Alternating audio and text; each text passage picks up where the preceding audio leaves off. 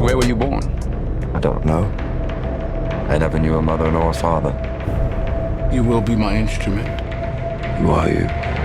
Gladiator 2. It stars Paul Mescal as Lucius. Lucius, the little kid that was from the first film. Right. He's all grown up. He's back, but they didn't use the same actor. Womp womp. Oh, well. Pedro Pascal's in this film. Joseph Quinn, you know him from freaking Stranger Things and A Quiet Place. This film takes place 16 years later after Commodus is dead and Maximus is dead and Rome is in, shambles, okay?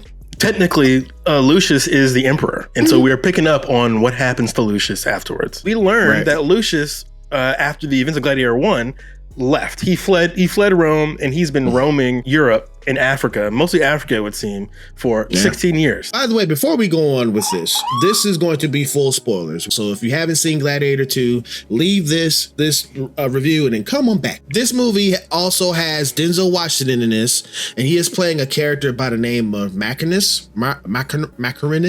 He is a former slave turned gladiator owner, and he is like, I'm gonna take back power. We're introduced to him. He's just a rich slaver, and he says to Paul Mescal's character, people think slaves dream of freedom, but they don't.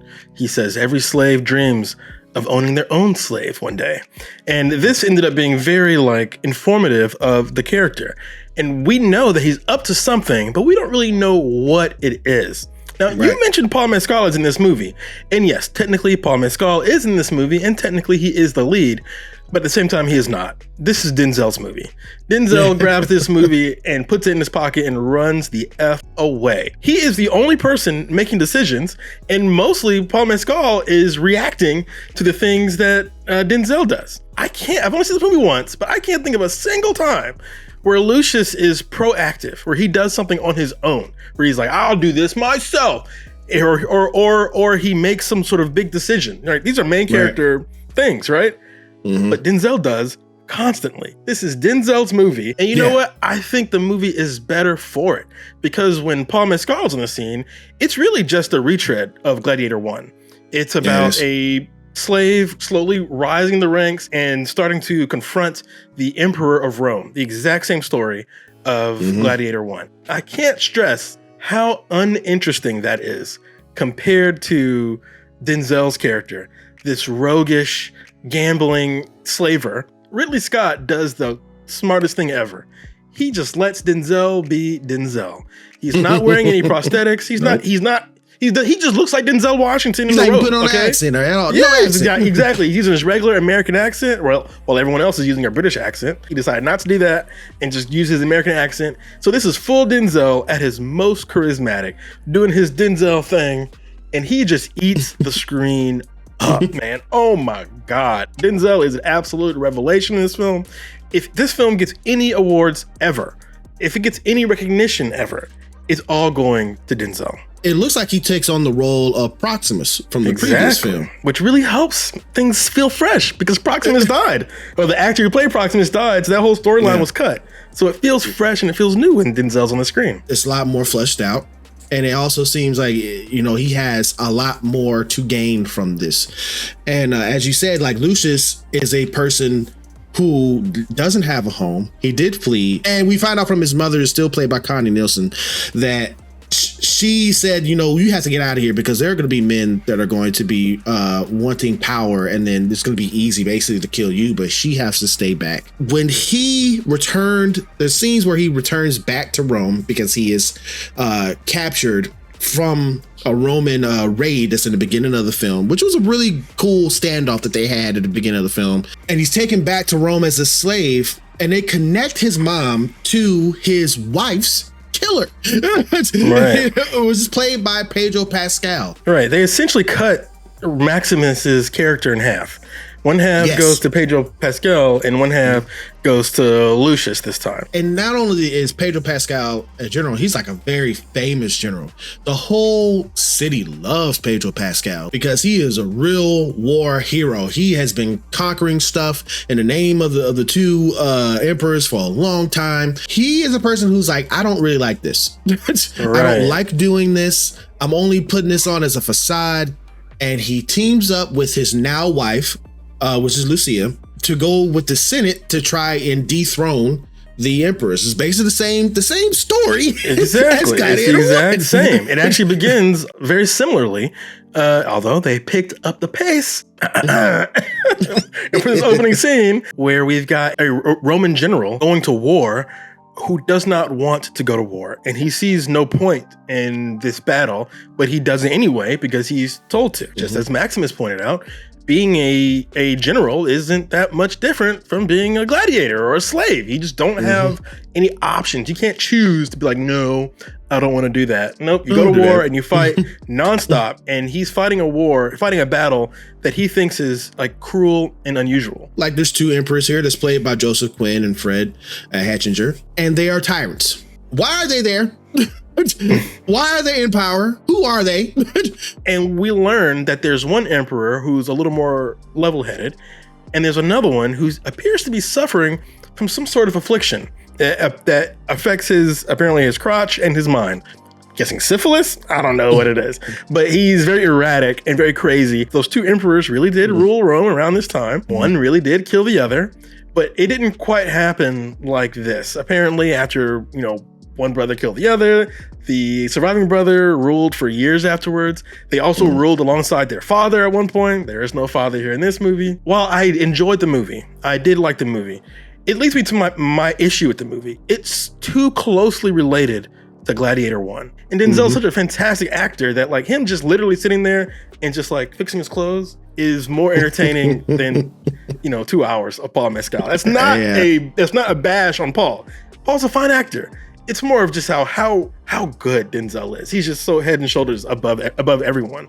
Right. But even Denzel's character can't escape the fact that this movie is not interested in Denzel's character. It really is interested in Paul, which makes things funny. Paul, when he comes back as a gladiator, he decides, okay, I've got two goals in mind. I want to kill the person who killed my wife, which happens to be his mother's husband. And I want to end this Rome stuff. This is effed up. This is wrong. They literally destroyed my hometown, all that good stuff, right? His new adopted hometown with his wife and all that. But just to fast forward to the end of the film here, once it looks like Rome has fallen, Paul defends it. And I was not understanding exactly what he's doing. Because it would seem, once we understand Denzel's whole thing, that Denzel and Paul should have been on the same page, right? Yeah, they're on the same side. Why are they fighting? They both wanted to end this bullshit, right? Why are they fighting? So I didn't understand why Denzel's character, who throughout the whole film was so plotting and so conniving, and he kept himself, a couple degrees separated from all the violence, was suddenly ready to pick up a sword and start trying to fight his gladiator. Get on a horse. Yeah, that's madness, dude. What in the hell? And then also at the end of the film, right? Denzel spends he does it, and it's so interesting. He spends all this time moving these chess pieces, trying to make sure all of his enemies end up in the arena, right? And at the end of the film, he's done it. Literally everyone that he wants dead is in the arena, about to get brutally killed in front of everyone. Instead, he stands up and shoots Lucia himself in front of all of Rome. I'm like, what? He could have just shot her at any point. Why do all of that? So I feel like the movie created all these really interesting things for Denzel to do, only to be like, oh, never mind. Again, I get it. It's a movie. It's more interesting to have these two characters fight, but it just felt like it didn't make as much sense as the ending of Gladiator 1. You know what I mean? Like there's like a tragic sadness to Gladiator 1. And for this one, the ending, I just felt like confused.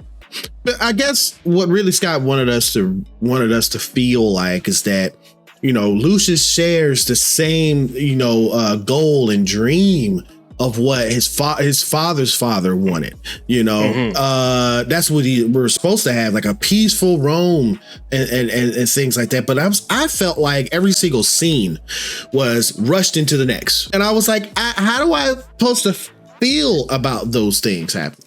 For me, it felt like there were just two movies. It felt like there was Gladiator 1 that was just playing alongside Denzel doing some really interesting plotting. But we're talking around the big difference here, the big change. There's a big twist in this film, which I was not expecting. This movie retcons Gladiator 1 and says that Lucius is Maximus's son. Yeah. It really waters down Gladiator 1. It does. Lucius and I can't remember what Maximus's actual son is named, but they're like the same age. So how is this possible? Did Maximus cheat? Or was Maximus's son not his blood son? Or like, so it really waters down his whole, the love he has for his family. If they're either not blood related or he's like having sex with someone else outside of the family. They allude to Lucia and Maximus having a romantic relationship way before he met his wife. Really waters down Maximus. Maximus's whole thing is, I love my family and I want to get back to them. Whether they're alive or dead, I don't give a damn. I want to get back to them, you know? Only to learn that he might have cheated on his wife, maybe, or I don't know. I just don't like this retcon. I liked it cleaner when Maximus was just a father figure for Lucius and not actually his father. You know what I mean? I get it. This is Hollywood. It's what they do. But it really waters things down. So I was disappointed that while I did like this movie, and I did think it was very exciting at times, all the exciting stuff that I liked the most, it kind of kicked to the side, only to just like do this like really basic Gladiator 1 thing, all the way down to retconning Lucius to saying, actually, he's half Maximus's blood anyway. Yeah, I thought that was kind of lame too. And my whole thing about this film is like, I feel like it wasn't needed. Yeah, like I only think it's not needed because it followed way too closely to Gladiator 1. I thought this movie was going to say something different, say something new, but it was like falling all over itself to just recreate moments from Gladiator 1. But every time the movie did something different, every time the movie deviated from Gladiator 1, it was so much better. Denzel's character and his whole side plot, fantastic. The naval battle to start the movie, incredible. There's even like a naval battle inside the Coliseum with sharks swimming around and stuff really like that. It's so stupid that it does turn around to be kind of cool. Like you're almost like, hey, I'd want to see that in real life. You know, I might want to be in the audience for that. You know what I mean? So like, again, every time the movie deviated, it was great. I liked every deviation from Gladiator 1. But every time we got back on course, I started to drift. And unfortunately for Paul Mescal, his character is meant to just walk the path of Gladiator 1, which essentially makes every time he's on the screen boring. Which is a shame because I think he did fine. I think Paul Mescal actually did pretty good. And halfway through, I was like, okay, I can see what they saw in this guy. But unfortunately, Russell Crowe did it better and he did it before him. So, and then he's got to do this next to Denzel, who's over here acting his ass off. So, damn, that sucks, man. Effortlessly running circles around the film and the rest of the cast. Great word. So, that's the word I was looking for. Effortless. Right. Because by the end of the film, we've realized that he was basically a branded slave of the original emperor from the first film. Right. So that's all revenge plot. That's all his. He's like, I'm going to take it down from the beginning. I don't care about none of the emperors. I don't care about Lucia. I really don't care about Lucius. My whole plot is to take it down because I have revenge against the whole empire. And when that was revealed, I was like, whoa, this movie, that's interesting. That's cool. It turns out everyone just hates Rome. Everyone just wants to see Rome fall from inside and out. Oh, man, how's this movie going to end? And then it ends with Paul Mescal being like, Rome, we must stand together. I'm like, what? I thought you were trying to take this bitch down. And this movie is not a slave to history at all. So I thought maybe this would actually show the end of Rome. I feel like that would be more cathartic. That's where it felt like things were going. Denzel Washington successfully pissed off every Roman. They were like the Romans were in the streets essentially, marching through the streets. Like that's really, really fascinating. The movie ends with two armies like standing next to each other with a gate in between them, the Roman gate in between them. That is really like the symbolism is great. Only for the movie to be like, never mind. We might want to do Gladiator 3, so never mind. You know, and I'm like, But maybe if it's been a long time, and it's likely this is most people, if it's been a long time since you've seen Gladiator 1, maybe this will feel fresher and newer to you. But the fact that I literally just saw Gladiator, just watch it. I was like, oh, we're doing this again? I will say, I think this does show that as always, Ridley Scott is such a consistent director. Like, Yes, he he knows how to film these big scale films, these big epic films. He uses a lot more CGI now, obviously, right? It's been almost 30 years since Gladiator 1. So there's a lot more CGI, but the film still feels grounded. And again, that's kudos to Ridley Scott for that.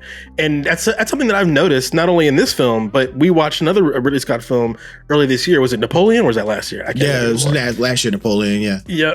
It's very similar, right? When Napoleon also felt the wars and the big fights and the big historical moments, you could feel that weight, that weight of it. So I like that Ridley Scott seems to be really interested in history, both far future and the far past. And this is a guy that's in his 80s that's doing this, that's and he's to be a person that's in his 80s that's doing really, really good stuff behind the camera. I would think that Francis Ford Coppola would wanted to have this same type of impact that he wanted with Megalopolis, but not sure what's going on with Francis. He might have something else going on. I don't know. And this is another really good Ridley Scott film. It's just too similar to the other Ridley Scott film. But that's what we felt about this film. What did you feel about this film? Get in the comments and let us know what you thought about Gladiator 2. How?